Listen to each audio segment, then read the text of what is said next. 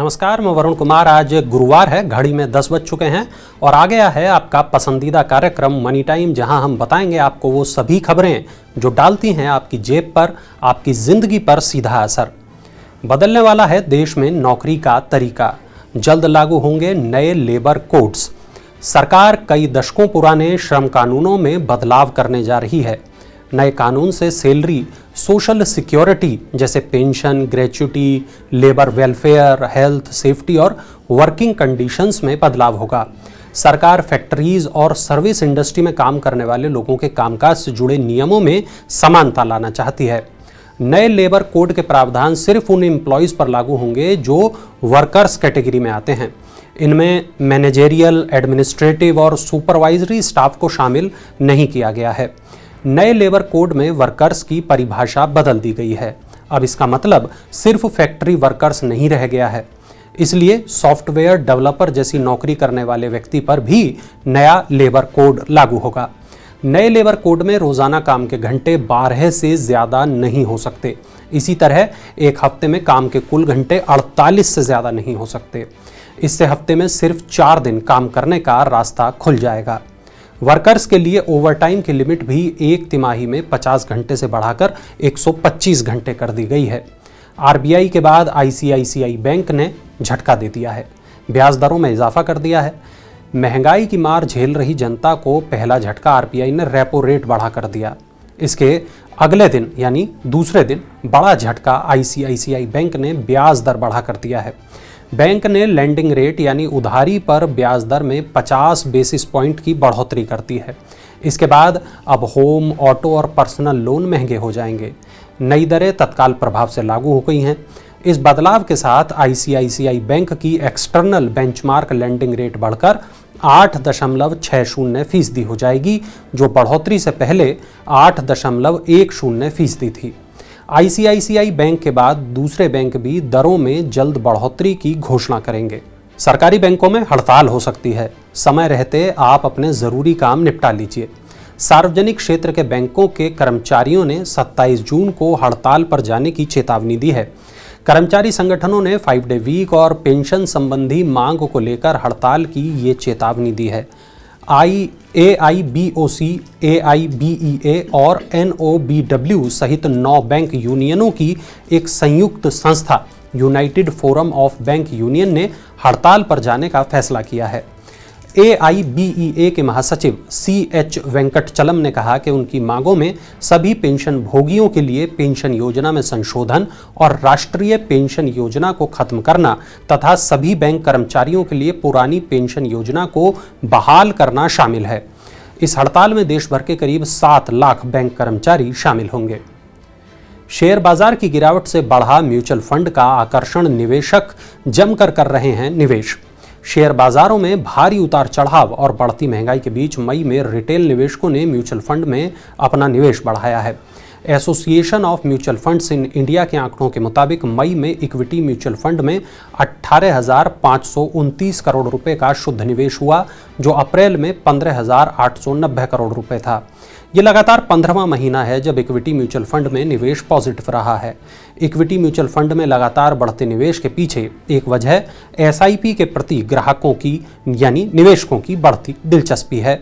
SIP mutual fund में निवेश करने का एक तरीका है जिसके जरिए निवेशक किस्तों में नियमित रूप से किसी स्कीम में पैसा जमा करते हैं।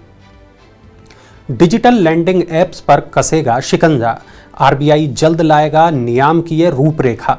भारतीय रिजर्व बैंक के गवर्नर शक्तिकांत दास ने गुरुवार को कहा कि केंद्रीय बैंक जल्द ही डिजिटल लैंडिंग प्लेटफॉर्म के लिए नियामकीय रूपरेखा लेकर आएगा। गौरतलब है कि ऐसे प्लेटफॉर्म्स में से कई अनाधिकृत और अवैध हैं। डिजिटल लैंडिंग ऐप के उत्पीड़न के कारण लोगों के बीच कथित रूप से आत्महत्या के मामले बढ़ रहे हैं। दास ने कहा कि बिना पंजीकरण के डिजिटल लोन देने वाले ऐप्स से कर्ज लेने वाले ग्राहकों पर किसी भी तरीके की समस्या होने पर स्थानीय पुलिस से तुरंत संपर्क करना चाहिए। उन्होंने ये स्पष्ट किया कि केंद्रीय बैंक केवल उसके साथ पंजीकृत संस्थाओं के खिलाफ ही कार्रवाई कर सकता है। डॉलर के आगे रुपये का निकला दम, कच्चे तेल ने बिगाड़ा खेल। विदेशी मुद्रा विनिमय बाजार में गुरुवार को डॉलर के मुकाबले रुपया 8 पैसे की गिरावट के साथ 77.76 रुपये प्रति डॉलर पर आ गया। कच्चे तेल की कीमत के उच्च स्तर पर पहुंचने और विदेशी संस्थागत निवेशकों की बाजार से लगातार बिकवाली से रुपए में गिरावट आई है।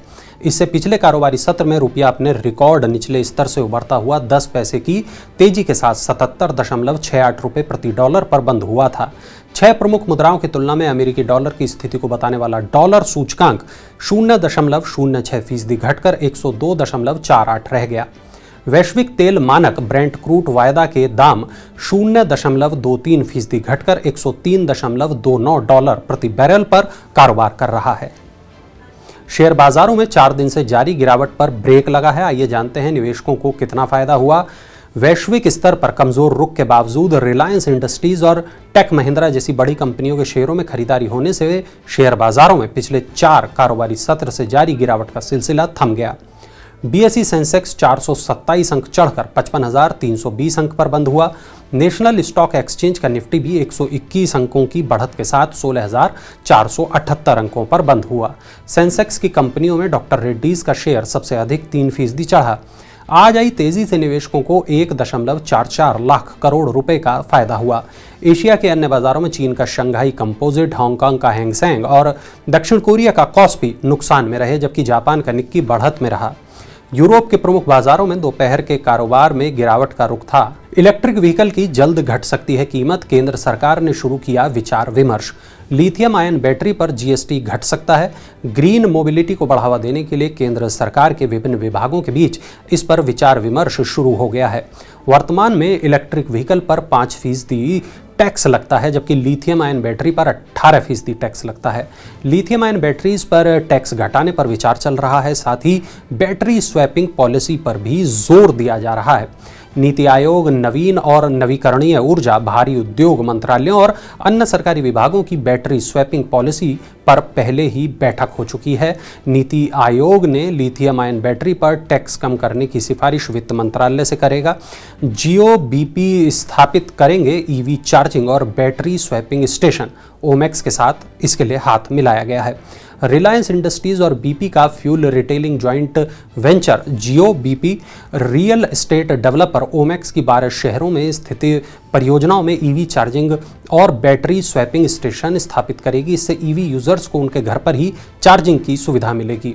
दिल्ली, नोएडा, ग्रेटर नोएडा, फरीदाबाद, गाजियाबाद, न्यू चंडीगढ़, लुधियाना, पटियाला, अमृतसर, जयपुर, सोनीपत और बहादुरगढ़ में इन स्टेशनों की स्थापना की जाएगी।